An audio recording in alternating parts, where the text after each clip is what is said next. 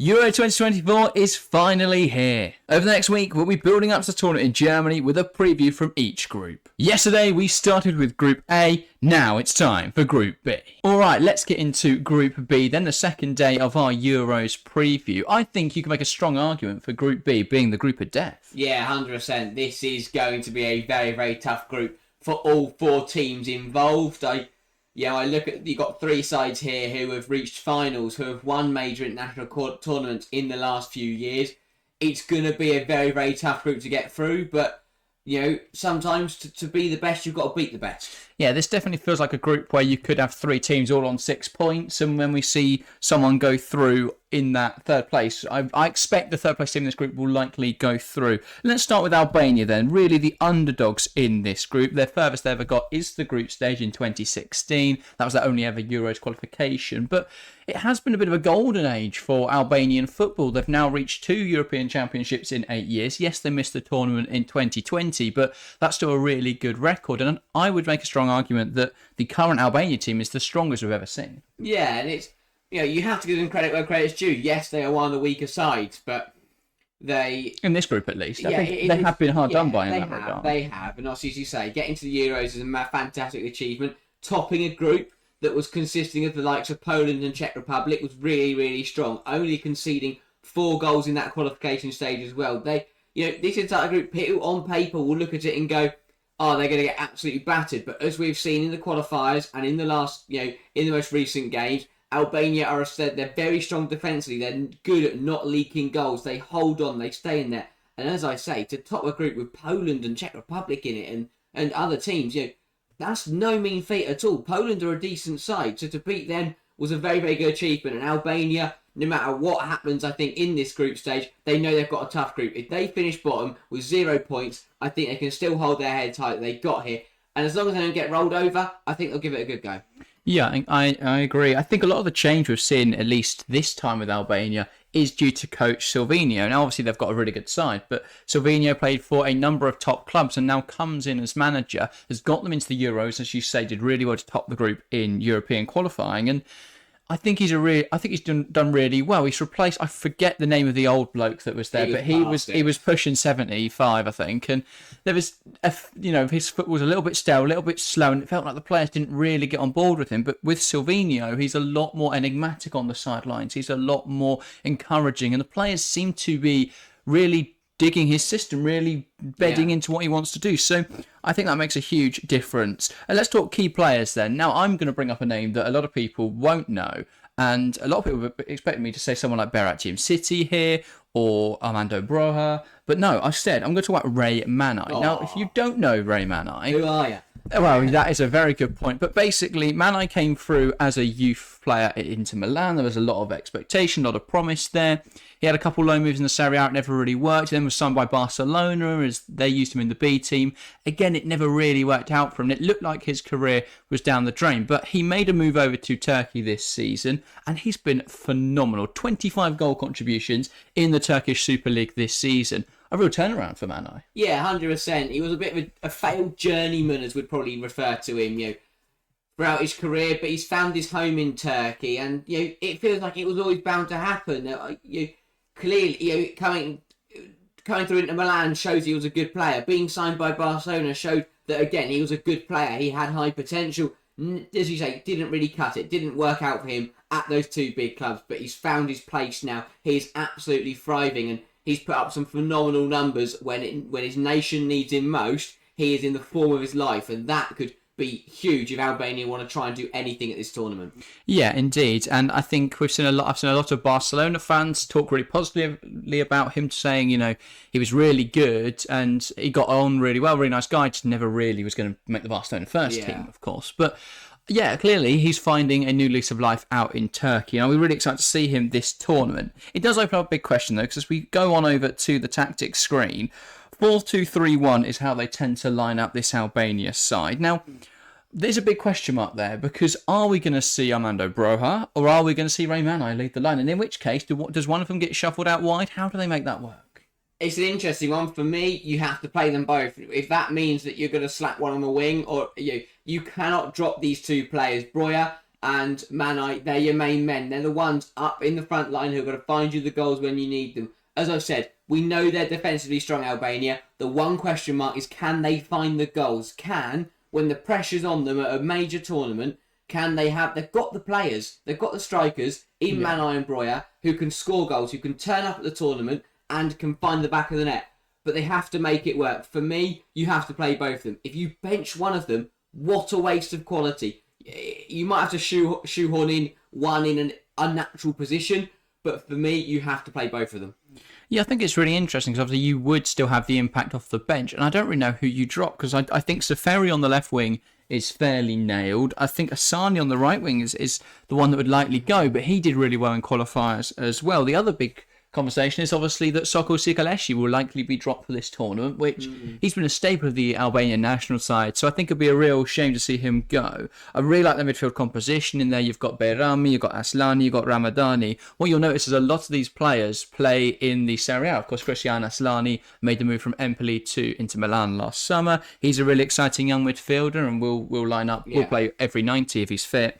The back line, of course, players like Berat City, who is, I believe, the Albania captain, and, of course, the captain of Atalanta, who just won the Conference League. You've got Elsie Hisai, who used to play for Napoli. I think he is now somewhere in Asia, but I can't remember where, but I might be wrong on that one. But yeah, really good side. Strakosha as well, the bench goalkeeper for Brentford, in between the sticks. It looks like he will actually get the nod at this tournament, finally, ahead of Hetri Berisha, but you never know. Maybe he will reappear, but... yeah, they do seem to be playing some really good football, and I wouldn't be surprised if they nicked a couple of points in this group. Wouldn't be surprised if they could get an upset. It would be an upset. They are huge underdogs, but I think there's a lot of promise around the Albanian side. Yeah, 100%. I think you have to feel for them because the draw has done them absolutely dirty. I think if you put them in the group we spoke about yesterday or the groups we're going to talk about in the next few days, I'd give them a chance to upset the apple cart, but this group just looks too strong as we're about to get into. Yeah, so let's have a look at the next team. Then it is Croatia, and we don't often talk about Croatia as being underdogs in the group because they have been so strong now for the last decade. Of course, a World Cup final in there in 2018, probably the pick of their results, but they have been a really solid national side. However, in the Euros, they've never got past the quarterfinals before, so that's something they'll be keen to improve upon. But Croatia, obviously, well, I think now considered one of the big dogs. We've had people in chat recently when we've been speaking about the Euros saying Croatia could go all the way. How good are they? I mean, yeah, they're a very, very good side. You have to give them credit, as you say. They've been phenomenal over the last decade, and that is something we don't see from many national teams is consistency. They are consistently up there. They have, over the last many, many years, they have turned up the tournament and beaten the big sides. Obviously, we felt it as England fans the most, knocking us out of the World Cup semi-finals in 2018. That's what they do. Croatia are a very, very good side. They turn up, beat the big nations, go deep into tournaments. Yes, they've lacked that in the Euros, but I don't think that's too much for a ball. They've still got to the quarters and things like that. They're still a very, very good side. And I speak about that consistency. That comes from having a manager who's been there since 2017. Yeah. Not many managers in the international game are there for 7 years. That's incredible. And that is what brings them they're so consistent and they're so well set up. They know exactly how to go deep in tournaments, and I'd keep my eye on Croatia. Yeah, definitely. So I do feel like this is Croatia's last shot. I don't know what they're going to look like by the time we roll around to World Cup 26. I don't know how they're going to look when we get back to Euro 2028. But you would imagine this would be Modric's last tournament. You would imagine this would be Brozovic's last tournament if he indeed plays. Yeah. Of course, he now plays football out in Saudi Arabia. You've got Perisic, who's gone back to #Split, and you would imagine that would be his last tournament. You've already lost players like Daniel Subasic, who's been replaced wonderfully by Livakovic. But there does seem to be a very clear changing of the guard as some of those older players depart. But there are still some really good young players coming through, like, of course, Josko Gvardiol. He seems to be doing... well, he's incredible. He's one of the best centre-halves in the world. So Lovro Mayer as well. So there are still players coming through. It's really interesting to see how they can transition from this side with such... legends. I mean, I saw Zlatko Dalic, the manager, talking about Luka Modric being the best Croatian footballer ever. And I don't think that is an overstatement at all. I think that is completely true. So it does feel like this could be the end of Croatia's golden generation, but there are some good talents coming through. Let's talk about Zlatko Dalic. Then he's been in charge of Croatia for a while now, and well, they'll be hoping to go actually quite far in the Euros this year, I'd hope, or they'd expect. Yeah, I mean, he is a master tactic, very, very good manager. There's a reason Croatia have been so good, because he knows what he's doing. And you touch on Modric there as well. I mean, they've had a world-class midfield for years, but maybe that midfield is losing. I think my other concern is maybe they've got Kramaric in there, but for me, there's a bit of a lack of firepower up front. I don't know. Kramaric is a good player, don't get me wrong, but can he provide the goals? Is he going to push for that golden boot in the World Cup? Is he going to put up the same numbers as the other strikers in the tournament and in this group? I don't know. I do think they might lack it. That might be their one concern. Well, this is where we're going to disagree, because I'm going to say key player, Andrej Kramaric. 4 goals in Euros qualifying. This season at Hoffenheim, we've seen a new version of Andrej Kramaric. He no longer plays as a striker. There you go, then. He's been playing in central midfield, and he's been very, very good there. He's been playing attacking midfield. We will likely see him line up either in the attacking midfield role or on the right flanks. They play a 4-2-3-1, 4-3-3 type shape, Croatia.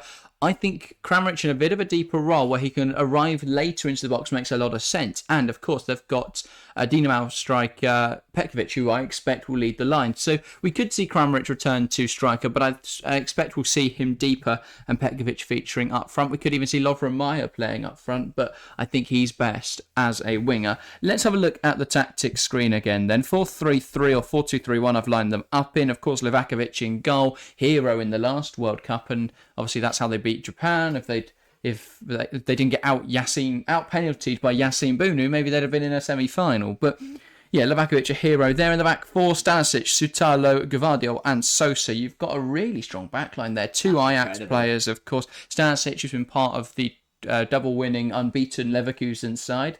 That's been incredible for him. Josko Gvardiol, of course, in the City. 1 trophy winning side this season, but of course treble winners last year. You've still got the pivot of Brozovic and Modric for now, though this will likely be their last tournament.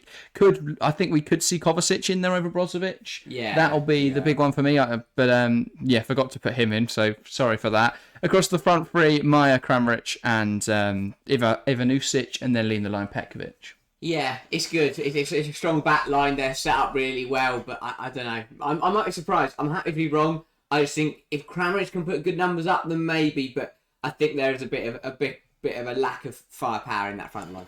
Yeah, I guess we'll see, won't we? Because they do tend to turn up more for tournaments. Oh, they do, yeah, that's what I understand. Like Kramaric has done really well at previous tournaments. He was phenomenal in World Cup 2018. So if we could see that sort of form from him again, then I think that could definitely bode well for Croatia. 100%. Let's have a look then at Italy next. 2 times winners of the Euros and, of course, the holders of the European Championship, something which I think gets forgotten considering they failed to qualify for World Cup 2022. So they are a really good side, Italy, of course. Manager Luciano Spalletti been in the role since he left his job at Napoli, which was a weird one because they were obviously phenomenal for a year and then he's left and they're falling apart. So does that really bode well for how good a manager Spalletti is, that the side he left, just after dominating the league, are now 10th?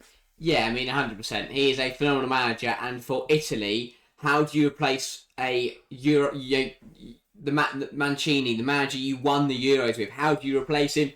It's with someone like Spalletti. It's an incredible appointment, and Italy have got a massive point to prove for 2 reasons. Because of what you just mentioned, they've got to prove they can defend their title, defend their European crown, but they've also got to go out there and prove a point that they are still one of the best teams in the world. After not reaching the World Cup, they need to prove that was an upset. That was very unlike them, and that they are still at the top of their game. And I think they will do that. They're going to come back fighting. They want to defend the Euros title they won in 2020/2021. Yeah. And I mean, they did really well in that tournament. They were brilliant. Obviously, really? England was... I thought they just gave them the win for participating. Well, England did because they scored in the 3rd minute and then part of the bus. But anyway, Italy, as we've already said, it's going to be a tough group. They're a very, very good side, though. They're hard to beat.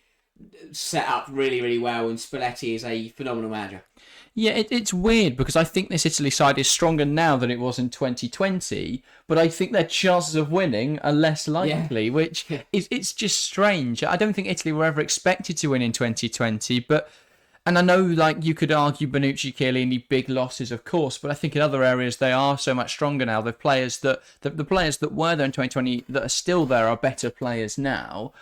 And so I do think it's going to be quite an interesting one. In terms of a key player, this was quite difficult to do. I wanted to go to for Federico Chiesa, but I'm not 100% sure he's even going to start, which is weird because I think he's a phenomenal player. But Italy have such a plethora of talent in attacking areas. Instead, I'm going to go for Nicolo Barella because, quite simply, I don't know where they're creating their chances if it's not through Barella. Barella in that midfield too. We don't exactly know how they're going to line up either. We think it could be a 3-4-3 because that's what we saw in friendlies, the last set of international friendlies. I'll be very intrigued to watch the games this week. Of course, given we're recording in advance, we don't know exactly how Italy are going to line up, but it does look like it'll be a 3-4-3, in which case Barella is going to have to do a lot of the running in there, a lot of the movement in midfield because he's going to be alongside Jorginho. Now, I love Jorginho, but he's not the most mobile player, so he's going to have to cover a lot of ground.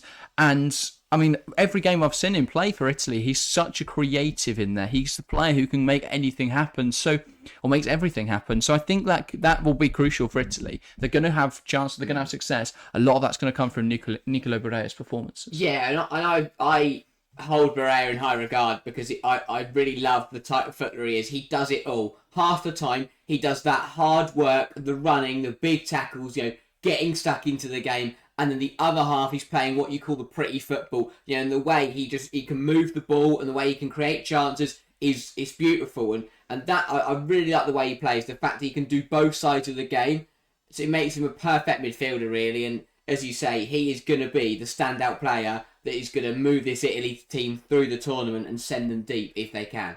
Yeah, let's have a look then at that 3-4-3. This is a predicted lineup. I expect the goalkeeper's fairly nailed at Donnarumma, but they have such a plethora of goalkeeping talent at the moment. With Guillermo Vicario is probably the closest to Donnarumma. There's so many options there. The back three of Bastoni, Mancini, Di Lorenzo is very changeable. You've got players like Scalvini, who I think could definitely be in there, but that's the back three I expect to see. Across the midfield, four, Cambiasso and Di Marco, the wing backs. Again, we could see Bellanova in there. We could see Destiny Udogi, who would be very unlucky to miss out there. But he's injured, of course. So there we go. That's why Di Marco will play. I think it's Udogi and I can't remember his name now. The Sassuolo left back, Biraghi, but Christian Biraghi. Yeah, I think he's injured as well. Is he there now? I know who's at Fiorentina a while ago, but yeah, and then in the pivot, Jorginho and Barella, and then a front three of Pellegrini, Raspadori, and Chiesa. Again, we could see change in there. They've got so many options at Italy, but this is the team I think would leave the most balanced. It's a mixture of what they've used in the most recent international friendlies. Again, it might not be a 3-4-3, but the squad does really suit that kind of system, so I wouldn't be surprised if that's what we see when it comes to it in a few weeks' time. But yeah, I think this is going to be really interesting to see how this team does. They're set up quite well, but I still feel they're a little bit off your France, Germany, England, your Spain maybe. I don't know. I just don't know if they're right in that upper echelon of the talent of this tournament. Yeah, they've got quality all over the pitch, but when I look for that kind of game-changing player, when I look for that player that if Italy need a goal to stay in the tournament, I look for them and I go, where are they? Because you talk to France, Mbappe, England, Bellingham, Germany, Florian Wirtz, but for Italy, I don't see that kind of player. I don't know. For me, it very much depends on whether Federico Chiesa turns up. Because I don't know. He struggled with injuries. I think he was, but he struggled with so many injuries. But he's still got the raw talent for me to be right in that conversation. Maybe. I still think Lorenzo Pellegrini as well. We've seen him at Rome would be so crucial for that. Maybe this is Chiesa's tournament to really, what do you call it? Quickly start his, not start his career again, but fire it up again. And this is his big tournament to show himself and put his name back on the map and back up there in those conversations with the best of the best. Yeah, potentially so. I mean, if he can have a huge tournament, I think you're exactly right. Let's move on to the last team in the group then. 3 times winners of the European Championships, including back-to-back editions in 2008 and 2012. It's, of course, Spain. What is going on with Spain at the moment? It feels like they've got so much young talent, but it feels like we're a generation or like a tournament too early. Yeah, I mean, and that is right. They've checked. A lot of the old guard are gone for this season. And it is a very, very young side, and it's a bit of a weird year. Obviously, they're going for their it's the record break. It would be a record breaking 4th title. It's an interesting one for Spain. I think they're a very, very good side. Yes, and they've got a lot of quality. But the inexperience is there to be seen. It really is. You've got a lot of players here who either haven't played in an international tournament or have only played in 1 or 2. It's really, really weird. You've got a manager who I wouldn't say is one of the best, and I'm intrigued to see what Spain are going to bring at this Euros. I really am. Yeah, I'll be very, very intrigued. Luis de la Fuente, of course, the manager. Now I don't know, it feels like it was always a bit of a weird appointment. He's a good manager, but he's not like they had with Enrique before. I thought that was a bit of a weird... Does he decide to leave, I think? Yeah, they didn't sack him. Yeah, he went to PSG. Yeah. But I think it's a... They didn't really replace him perfectly. I think if they had the choice, they'd have probably kept Luis Enrique in that role because he's a very good manager. But I think it is going to be very, very interesting to see how Spain look at this tournament because, as you say, it is a bit of a weird mix between some of the old players, some current players, and then some really young ones coming through. They've got a lot of talent coming through, especially from La Masia. So I'm very intrigued to see what happens there. In terms of a key player for me, it has to be the ever-present Rodri. Yeah. He's an incredible footballer. He's the reason Manchester City are as good as they are. Without Rodri in the midfield, they would get overrun constantly. And for Spain, he will have a very similar role. I think with the vast amount of attacking talent, the midfield balance is a little bit off. Yeah. Unless you play a Oihan Sanset or Mikel Merino, it's likely that it'll be quite an aggressive midfield. So Rodri's very much going to be the linchpin, the player in there that just allows everyone else to go on and attack. So it's going to be interesting to see what Spain do in attacking areas, but if it is going to be successful, it's going to be down to Rodri, I think, because he is such a good player. Really good at recycling the ball, reusing it, and that's why City are so good at holding possession. That's why Spain will be so good at holding possession. That's the big thing, isn't it, for Spain? It's all about possession, and Rodri is going to prop this team up, really. And we talk about the inexperience, we talk about the young players, or maybe the players who haven't got the legs anymore. Rodri is the one who's going to keep them going, prop them up, and hold this team together, and it's got to be utilised by Spain, and there will be moments where Rodri will keep them in games and he will help them out massively. I'm intrigued to see what Spain can do. You talk about the midfield, obviously it is going to be very attacking. Gavi's injured as well, so that's a big miss. Yeah. I'm intrigued to see what De La Fuente is going to put together here for Spain. Yeah, it's worth saying as well, Spain, of course, the most recent winners of the Nations League. They won it in 2023. Now, I know that's not a tournament that's held in the highest regard, but they did still win it, and they beat Croatia, I believe, in that, I want to say. Yes, so fine, clearly, they have shown they can beat Croatia before. That's a good omen, isn't it? Yeah, I definitely think so. And we talk about those psychological edges, and it's brilliant. Coming into this tournament as winners of an international trophy is huge. But for Spain, they've got to deliver. I think they're a decent side. They're defensively. I mean, we hope they don't go to penalties. Their penalty record is torrid. I mean, last tournament they won a penalty shootout, so Nations League they won on penalties. Yeah. But apart from that, international tournaments their penalty record is horrible. But they've always had De Gea for years, who was never brilliant at penalties, and Iker Casillas before that, who a brilliant goalkeeper. Yeah. But it's lucky not an day. expert. Sometimes it's just not your day, is it? You never know what's going to happen at penalty shootout. But apart from that, I think it's a decent side. Big question for me is Morata. He's got to turn up. He has to deliver. He was brilliant in qualifying, though, wasn't he? He was. And if he brings that in, fair enough. If he doesn't, then I do worry where Spain are going to find their goals, because I know they've got young talents, but we talk about the experience and the pressure of a Euros tournament. They might shine, and that's the thing for Spain. This tournament really rides on: will the youngsters explode their careers and show their talent off, and Spain will go deep in the tournament, or will they crumble under the pressure and Spain could have a tough time of it? Yeah, I think it will be very interesting. I've got high hopes for Morata. I thought he was brilliant in qualifying. He's really good at Qatar World Cup 2022. So if he can have continue that sort of form, he's always been really good on the international stage, I've thought. So if he can continue that, I think he'll be excellent.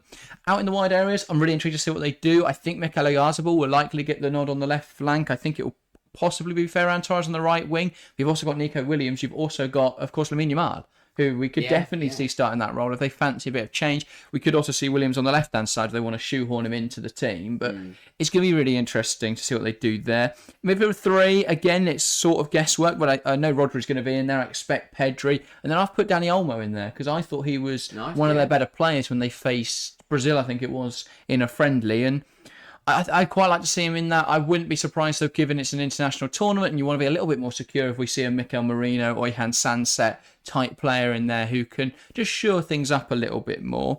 And then the back line, it's very much guesswork. I think Carvajal's nailed, but I have no idea what the back two is going to look like. I've put Laporte and Lenormand. We could just as easily see Pau Torres and Inigo Martinez. So very difficult to judge there. And the same at left back between Grimaldo and Gaia. It's a matter of preference there. I think we could see Grado given a nod. Yeah, They'll want that attacking. He's been brilliant coming forward, and at Leverkusen, he's had a phenomenal season. The one thing that back line is struggling with is legs. I look at Laporte and Carvajal in there and think of some of the forwards we've got at this tournament. I mean, if they come to face France, Kylian Mbappe will have a field day. Yeah, to be fair, I don't think that's going to be an issue in this group. Oh, not in the group, no. Ray Manai's not running past him, is he? Kramaric exactly, Petkovic is not most mobile, so I think they could be all right in that regard. But as you said, if it gets later in the tournament, that'll be interesting to see. But they have got experience in that back line, which can prove so crucial. Maybe experience can top. Yes, it can sometimes. Even in goal, they've got a difficult question between Unai Simon and David Raya. I think it will likely be Simon that starts, which is a weird choice because I think Raya's a better goalkeeper, but Simon, however you want to say his name, has been the starting goalkeeper for the last few seasons. So I think he will likely remain in that role. But it's going to be really interesting to see what happens over this group. I think this is one of the, if not the most exciting groups, one of the most difficult to call. If you want to see us predict it, that will come next week. In the meantime, there's going to be previews out every single day, so look out for tomorrow's where we preview Group C. If you want to go back and watch yesterday's, go ahead. That'll be on screen now, where we speak about Group A with host Germany. Can they get through? Could they go all the way? Go and check that out. But that's everything from us today. Thank you guys very, very much for watching, and we'll see you tomorrow. See ya.